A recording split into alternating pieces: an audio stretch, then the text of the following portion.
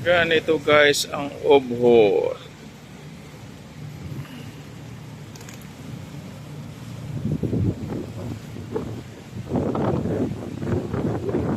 Yun yung pinakamataas na building na gagawin nila dito.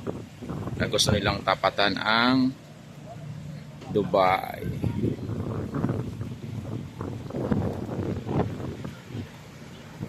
So yan yung activities dito. For rent po yan, for rent. Itong mga bangka dito sa gilid ng obhor.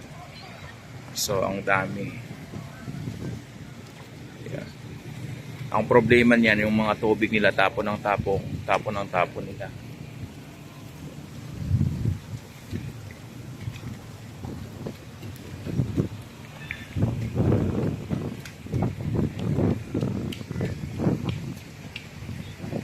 Yan yung mga seaman, no?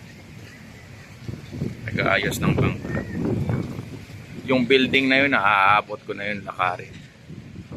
Doon pa sa malayo na yun. Doon pa sa building na yun, no? Na ginagawa.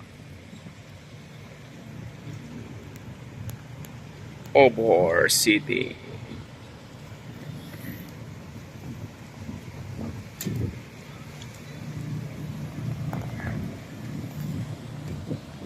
Ito restaurant yan.